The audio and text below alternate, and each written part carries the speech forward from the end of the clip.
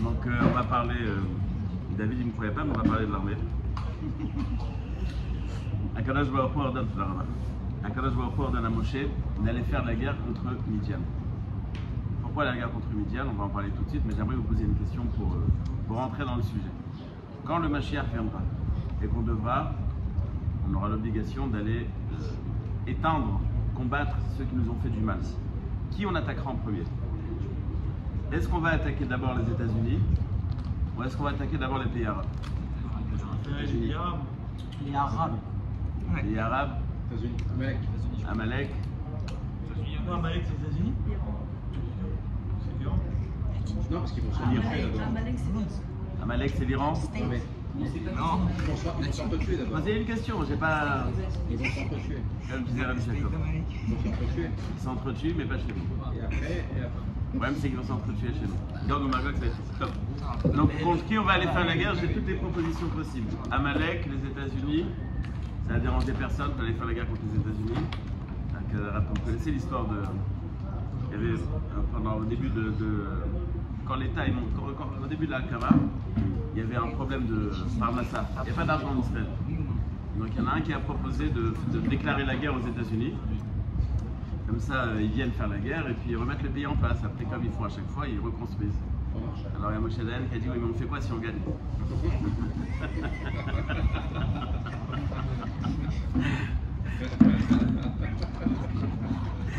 Et Gitsour. Donc, ça vous a pas dérangé qu'on allait faire la guerre contre les États-Unis? Là, c'est pourquoi. Bon, on va voir à travers la paracha. Kadosh Baruch Hu donne un ordre de faire la guerre contre Midian. C'est Hachem qui a fait la guerre.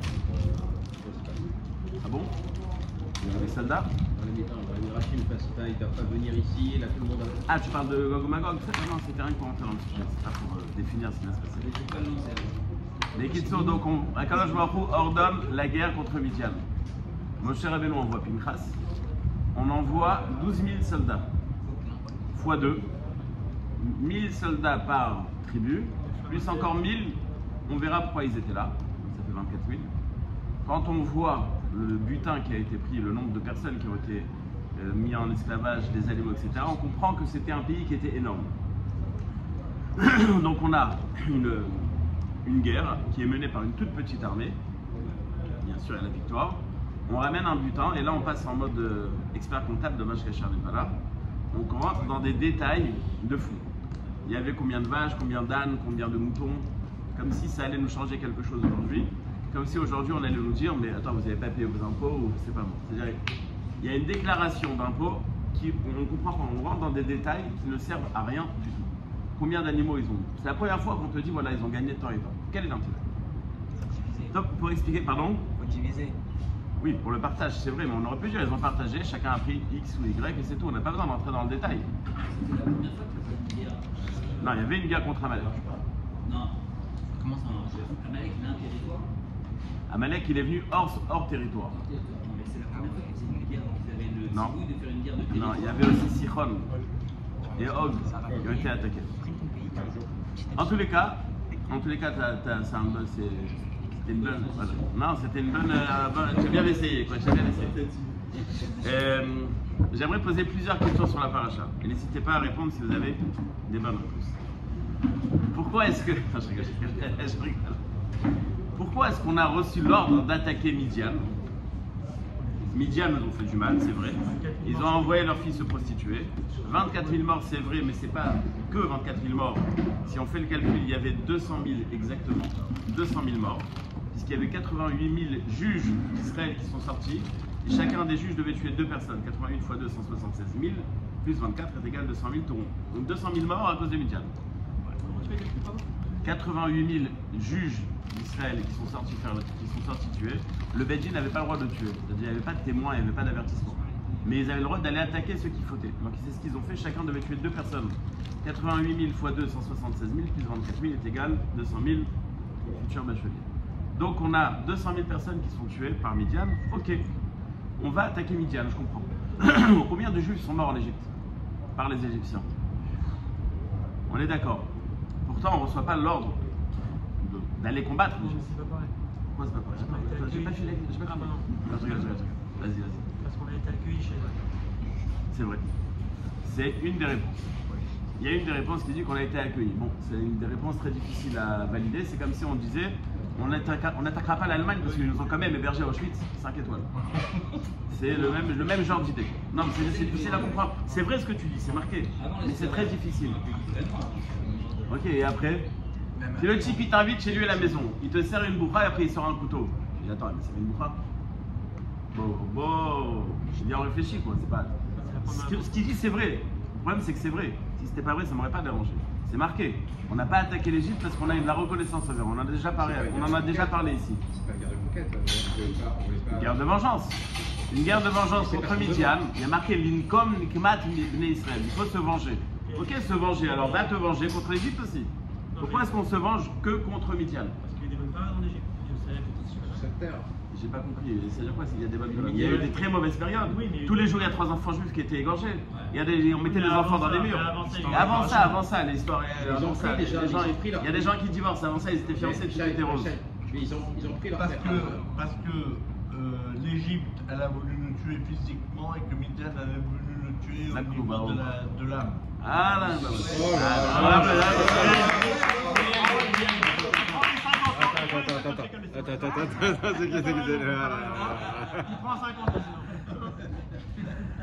mais je voulais te lire le système jusqu'à la fin. Bon, c'est pas grave. Bon, on va en parler. On va en parler. C'est une très bonne Quel talent. On va en parler. Autre question. J'ai une liste de questions. Je ne vais pas toutes les faire. On va commencer après à développer le ça et après on verra les autres questions. Autre question. Pourquoi est-ce qu'Akadosh Baruch Hu va relier la guerre de Midian et le décès de Moshe Rabbeinu? Hachem dit à Moshe, fais la guerre et meurs. C'est ce qui va se passer. Et bien, c'est assez étonnant. Le peuple juif, faut faire la guerre, ok, on y va. Moshe va mourir, ok, on y va. Bizarre. Mais bon.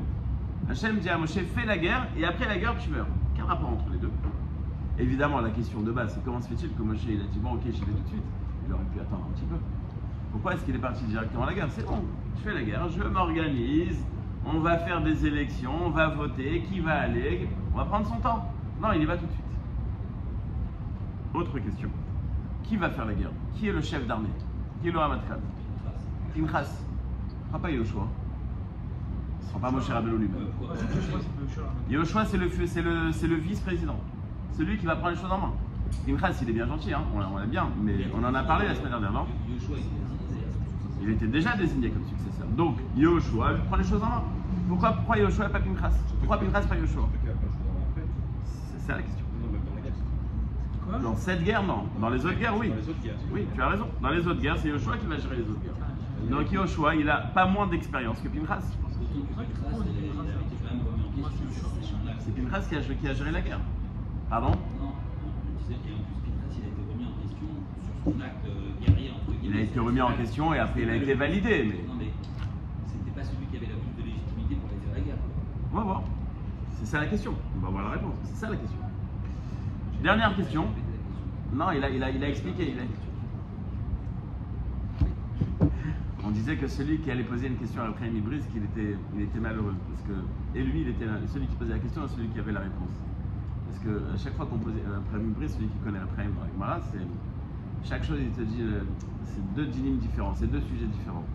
Donc c'est pas qu'il y a une question et une réponse, c'est-à-dire on ne s'est même pas rencontrés. Donc ta question c'est pas une question, ta réponse c'est pas une réponse. Ça commençait même pas. Donc, les deux étaient malheureux. Lui il n'a pas entendu une bonne question, l'autre n'a pas entendu de réponse. Pourquoi est-ce que... Non, je voulais expliquer ton désarroi, tu disais j'ai rien qui répétait. Pourquoi est-ce que le peuple est accompagné des Kélim du Beth Amikdash, le Aaron, etc. Pourquoi est-ce que dans cette guerre, on rentre dans les détails, on te dit qu'ils ont été accompagnés par le Aaron, par les Kélim du Beth Amikdash? Je termine ma liste de questions et puis on en verra d'autres. Pourquoi est-ce que quand le peuple revient, Moshe Rabbeinu va les accueillir? C'est là qu'il s'énerve contre eux, etc. La suite de l'histoire, bon, on va pas dans les détails, mais il va les accueillir. On n'a jamais vu, même s'il les avait déjà accueillis autre part, qu'il allait accueillir ceux qui revenaient de la guerre. Top. On vient à la première question. Pourquoi est-ce qu'on attaque Midian et pas Mitzrayim? Alors la réponse a été donnée, j'aimerais la schématiser, cette réponse. À votre avis, qui est censé être pénalisé de manière la plus dure? Celui qui renverse un enfant, par exemple, chez Mishma, ou celui qui l'amène dans une plage mélangée? on sait ce que tu vas dire. On a compris. Non, je vais faire mieux, je vais faire mieux. Celui qui renverse un enfant ou celui qui lui offre un iPhone. Celui qui renverse un enfant, il n'a pas fait exprès. Celui qui a pas iPhone. Allez, vos réponses. Il a dit l'autre. Physique ou spirituel. Non, on va les laisser répondre. Alors, la jeunesse. les bacheliers là. C'est quoi le plus grave? Ouais. Non, le truc physique. Physique. Une fois, j'entends pas. Vas-y, on va dire la voiture. Ou l'amener à la plage mélangée, à la piscine. On le flèche. L'amener à la plage mélangée. Là-bas. Non, c'est physique, moi je te dis. C'est aussi physique? Ouais. Ah non, c'est celui qui doit être pénalisé, Les c'est enfants, oui. celui qui a tué Qui a quelqu'un. tué l'enfant, ben oui. Lama. Pourquoi Vous avez dit le contraire à 5 minutes. Hein. Ouais, Non, physique, non, c'est là, je sais pas. c'est quoi Ah si, il a dit le contraire à 5 minutes. Ça, c'est le contraire. Il a été applaudi à 5 dire minutes. le contraire aussi, parce que tu sais que. Ça, c'est un bon juif. Non, comme les avocats, ils arrivent À dire une chose et son contraire dans la même phrase. défendre le client, même s'il est tort. C'est-à-dire qu'il y a possibilité de teshuva et l'autre, il n'y a plus de possibilité de teshuva. Donc celui qui a tué, il n'y a pas de possibilité de tchouva? C'est un redouche, ça. Et alors? Non, La tchouva, c'est la tchouva. tu peux pas le faire revenir à la vie, l'enfant. Vous avez acheté là. Est-ce que Bémet, celui que j'ai fait fauter, je peux le faire revenir à la vie ou Il peut pas? faire Tchouva. À quelle vie? S'il fait teshuva, oui. Donc, allez, le dit la Gemara, Gadol amartio, yoter mina orgo. Celui qui fait fauter quelqu'un, c'est pire que s'il l'avait tué. Pourquoi? Explique la Gemara. Celui qui l'a fait fauter lui fait perdre et le olam hazé et le olam haba. Celui qui l'a tué lui fait perdre le olam hazé, mais pas le olam haba. Et c'est ce qu'on a expliqué, pardon? Même celui qui fait fauter. Regarde, dans chaque chose, il y a facette positive et négative. Dans chaque chose. Non, je suis d'accord avec toi. Je veux donner un exemple pour aller dans son sens. Il peut dire une chose et son contraire. Oui, mais tu enlèves la possibilité. Non, mais je suis d'accord avec vous. Quand tu dis ça, tu enlèves toute possibilité de teshuva. Voilà. Alors, si toi, j'ai pas la possibilité de faire teshuva, Qui n'a pas la possibilité de faire tchouva? continuer à faire Qui n'a pas la possibilité de faire tchouva? Qui n'a pas la possibilité? Si tu dis à une personne qu'il y a c'est très grave et qu'il perd le olam hazé, le olam haba, le machin, elle dit, parce que je suis arrivé à ce point-là, alors j'ai qu'à continuer à faire des conneries et c'est tout. Alors, première remarque sur cette phrase. Premièrement, on ne fait pas les mitzvot parce qu'on va avoir un olam haba. Non, mais c'est grave dans cet institut de dire ce truc. C'est grave. Bien sûr, c'est grave. Et bien sûr, c'est grave de faire fauter des gens aussi. C'est D'accord, grave. c'est grave de faire fauter Alors, des parce gens. que c'est grave. Mais dire à une personne si je dis qu'elle pas. perd le olam hazé, le olam haba, le machin. Une seconde, je ne peux pas répondre à tout le monde en même temps. Là, tu dis, je sais même pas Si pourquoi je je dis- vis, alors je vais me tuer. Je dis à quelqu'un qui toute sa vie n'a pas fait. Quelqu'un toute sa vie qui n'a pas fait Shabbat. Je ne donne aucune possibilité, aucune J'ai porte pas de sortie. mais j'ai pas dit qu'on donnait pas une porte de sortie. Mais oui. J'ai dit non, pas du tout. Alors désolé, il y a un problème de compréhension. Je suis sûr que les jeunes ont bien compris. C'est plus grave de faire fauter que de tuer. Ou vous entendez que celui qui a fait fauter ne peut pas faire tchouva. Non, on parle pas de celui-là. C'était ça sa question. Alors j'ai réfléchi à ça aussi. Ce que tu as dit, c'est que. Non, Ah, non, ce non. que tu as dit, c'est non, que. il a celui- plan B, plan C, Oui, plan D. oui, il perd celui- Mais j'ai rien dit encore, hein. Il est moins 10, j'ai rien dit Non, encore. non, ce que tu as dit, c'est qu'on ne fait pas les mitzvot pour le olam haba. Nafon. Sauf que tu viens de te dire que si on ne fait pas les mitzvot, si on fait fauter quelqu'un, on perd le olam haba. On lui fait perdre On lui son fait olam perdre. haba. Donc ça veut dire quoi? Ouais. C'est-à-dire que tu fais aussi les mitzvot pour le olam haba. Non, Ah, mais ça, mais c'est non, un mais calvaire. non, mais Bah, non, si. mais non, Jean, mais non. tu es un calvaire. Ah, Cette hypocrisie. Tout, hein. mais pas Ah, de ouais, si. un homme, il n'est pas fait en bois. Un homme, il n'est pas fait Mais en 2 bois. secondes, je vais Un répondre. être 2 humain. secondes. Homme ou 2 pas. secondes. Je fais perdre à quelqu'un son olam haba. Ouais. C'est un fait. Pourquoi? Parce que je l'ai fait fauter. D'accord. Donc il a perdu son olam haba. Il peut pas Point. récupérer. Maintenant, est-ce Il peut pas le récupérer. peut-être parce qu'il fait tchouva. C'est parce qu'il Il fait tchouva. C'est parce que- Maintenant, moi, Lui, il va faire tes choux contre une faute qu'on lui a fait faire à lui, il va faire. Ah, c'est trop facile qu'on lui a fait alliance. mais attendez, j'hallucine là. C'est facile. Non, Mais j'ai c'est une quel question niveau, simple, là? j'ai une question simple. Moi aussi, j'ai une réponse simple. Celui qui donne un iPhone à un enfant, Ouais, celui qui lui a donné, lui fait perdre à l'enfant son olam haba. son lame à et son lame à azé. D'accord. C'est le petit décès qui veut faire des Mais choses. l'enfant. Zach, mets-le n'importe où et dis-lui, tu regardes. Non. Oui, mais l'enfant, il n'est pas fait en bois. Il a des sentiments, des machins. J'ai des pas ci, besoin de des ça. l'aider. J'ai Alors, pas besoin de lui donner une arme. Et je dis, c'est un s'il enfant. voit S'il que veut tous tirer, les c'est son enfants, enfant. tous les enfants ont un portable et que lui, il n'en a pas, il va se sentir malheureux. Ah, faut laisser répondre. aussi. Et il voudra Celui qui voir a, les faute, autres. celui qui a incité, celui qui a incité à la faute, c'est pire que celui qui le tue. C'est une phrase qui est dite par Chazal. Il y a quelqu'un qui n'est pas d'accord? Ok. Alors c'est vrai. Ok. Donc celui qui l'a fait fauter, il lui fait perdre à celui qui a fauté. Le Olam Hazé, le Olam Haba. Mais celui qui a fauté, l'acteur, lui, il n'est pas entre guillemets responsable. On lui a mis un outil dans les mains, il n'est pas responsable. Il a aussi sa part de responsabilité, mais on l'a aidé. On l'a aidé à fauter.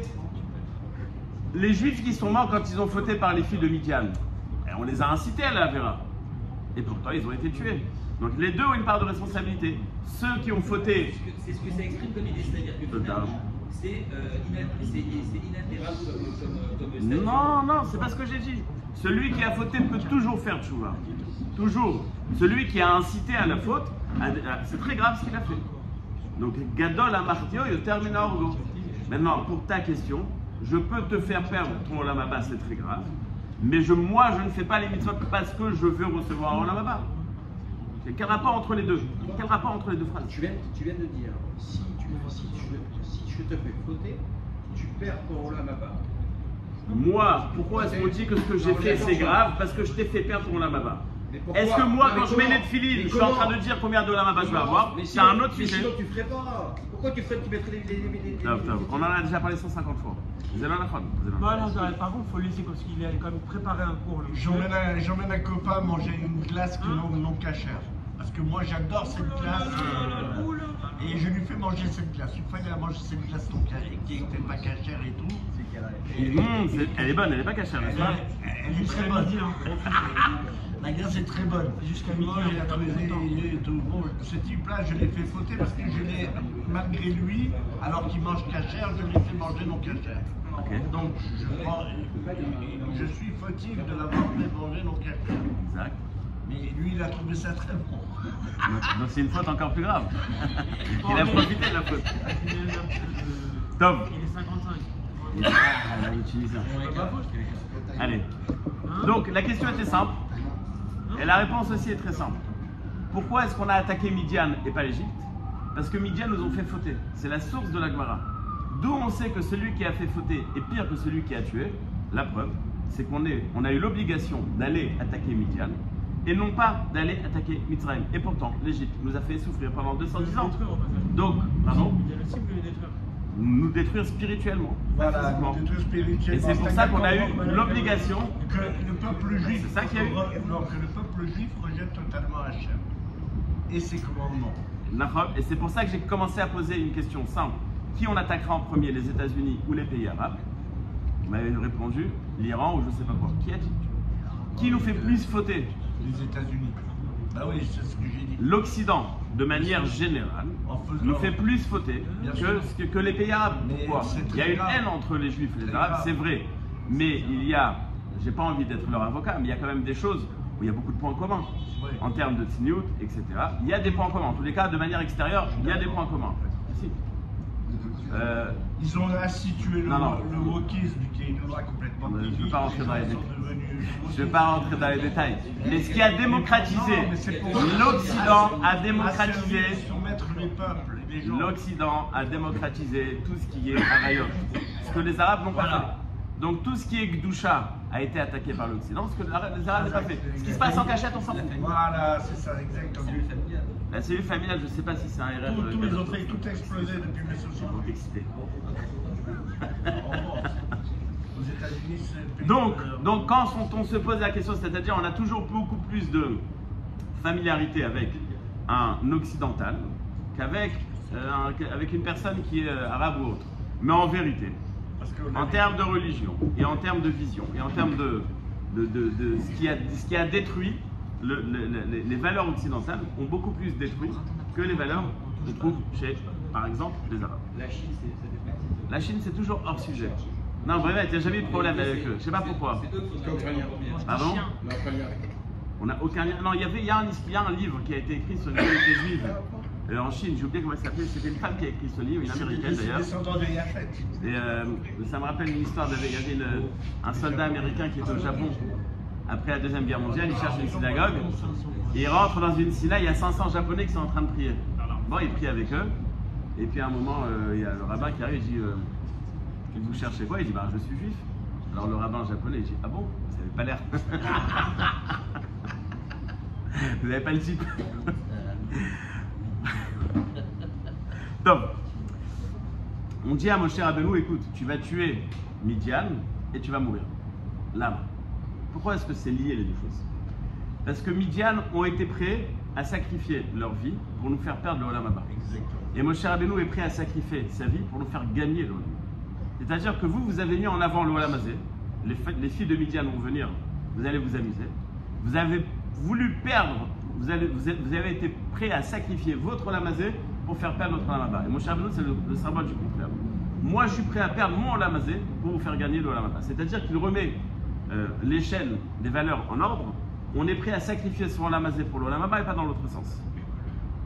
Non, mais ça, c'est quand tu es assis tranquillement et que tu peux réfléchir et que tu peux raisonner. Nous. Mais l'être humain, comme je t'ai expliqué, il n'est pas fort en bois. Et alors? C'est-à-dire qu'il est, sujet à la faute, à titre individuel et à titre au niveau de la nation entière. Non, ça, non, il n'est pas obligé d'inciter les autres. Il aime bien inciter les autres pour se sentir bien. Non, c'est des gens de l'extérieur qui ont voulu l'inciter à la faute. Le Malbim relève un détail très intéressant qui va dans ce sens. Quand Hachem dit à Moshe va tuer Midian, il parle d'une vengeance du peuple. Quand Moshe présente la vengeance au peuple, il parle d'une vengeance d'Hachem. Pourquoi est-ce qu'il y a cette différence? Comme on l'a cité tout à l'heure, il y a 200 000 juifs qui sont morts après les filles de Midian. Il y a Béhémet, une vengeance. Il y a lieu d'avoir une vengeance. Moshe Rabbeinu dit si je présente ça comme une vengeance du peuple, le peuple va dire c'est notre problème, on ne veut pas. Pourquoi? Si on va venger le peuple, Moshe va mourir. On ne veut pas. Alors Moshe Rabbeinu leur dit il y a un autre problème. Les filles de Midian qui sont venues, vous avez fauté, Avodah Zarah, etc. Vengeance de Dieu. Vengeance de Dieu, c'est-à-dire vous allez venger sur le fait qu'on vous a fait fauter. Ah, là si c'est comme ça, il faut y aller. J'avais parlé une fois avec un gars ici, qui avait mis son fils dans une grande école. Je lui ai dit, mais dis-moi, comment tu es sûr qu'il va faire Shabbat? Il dit, Bezrat Hashem. Comment tu es sûr qu'il va manger kasher? Bezrat Hashem. Comment tu es sûr qu'il va pas se marier avec Christine? Bezrat Hashem. Il m'a fait 50 Bezrat Hashem. Je lui ai dit, tu sais quoi, viens, on fait un bisou.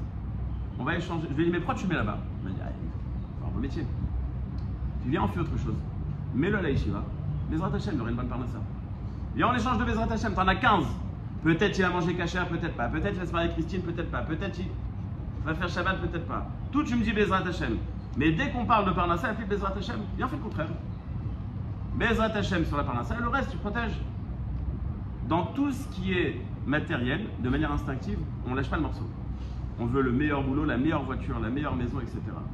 Mais quand on va parler d'éducation des enfants, de Beth Midrash, d'études, Bezrat Hashem. Tu dis, je vais déménager, je vais habiter là-bas. Il y a une école pour tes enfants? Ah non, on va trouver. Qu'est-ce que tu as cherché alors? Non, j'ai une belle vue. T'as rien compris, toi. Le Bezrat Hashem, il doit être sur quoi? Sur tout ce qui est matériel. Non. Sur ce qui est le Bezrat Hashem, sur ce qui est matériel, le spirituel, à toi de te battre. Donc tu dois être à la recherche du spirituel, Bezrat Hashem, le matériel viendra après. Quand on doit faire la guerre contre Midian, on aurait pu dire, bon, il y a une guerre, ils nous ont fait faire Avodah Zarah, c'est pas bien, on n'est pas d'accord, mais qu'Hachem fasse la guerre. Non. On va nous faire la guerre. On sait que Moshe va mourir, on va faire la guerre parce que c'est une guerre spirituelle. C'est pas une guerre matérielle. C'est à nous de le faire. On ne laisse pas Hachem prendre les choses en main. Contre l'Égypte ou dans d'autres exemples que je vais tout de suite citer, c'est Hachem qui le fait. Je donne un exemple très simple. Hanouka, on est parti faire la guerre. Il fait la guerre. Et c'est la victoire qu'on fait. À Purim, on a jeûné. Peut-être la journée avec Beth Midrash. On n'a pas fait la guerre. Maëvden. Pourquoi? Parce qu'à Hanouka, il y avait une guerre spirituelle. Les Grecs voulaient qu'on arrête d'accomplir la Torah. Guerre spirituelle, c'est pas Hachem de gérer, c'est à nous de gérer. On va faire la guerre. À Purim, Aman voulait détruire physiquement le peuple juif. Ah, physiquement? C'est Hachem qui gère. Hachem, il a dit qu'il y aura toujours le peuple juif. Et Israël vivra et Israël vaincra. Hein? C'est vrai. Hachem, là, comment? De quelle manière? Alors, le côté physique, on laisse l'entraînement d'Hachem. Et le côté spirituel, c'est à nous de le faire. C'est pas Hachem de le faire. Donc oui, il y a des moments où on va faire la guerre et des moments où on ne va pas faire la guerre. Quand on va faire la guerre contre Midian, c'est une guerre spirituelle. C'est une guerre spirituelle pour venger le fait qu'on a été Oved Avodah Zarah. On va montrer qu'on a effacé chez nous toute trace d'Avodah Zarah, on va faire la guerre. Et on va en tant que suicidaire. 12 000 soldats. Et puis, bien sûr. 12 000 soldats. quand on rentre dans le décompte du butin, on comprend que Midian c'était énorme. On m'a dit que Midian c'était peut-être l'Arabie Saoudite. Bon. En tous les cas, c'était énorme. 12 000 soldats contre un pays aussi grand, aussi puissant, aucune chance. Mais avec les 12 000, il y a 12 000 autres. Et ces 12 000 autres vont être là pour prier, pour que la réussite de ceux qui sont au front. Je connais Ben Cohen. Une fois, il m'avait dit on devrait faire en Israël, chaque soldat, un bafo qui prie pour lui. La même idée.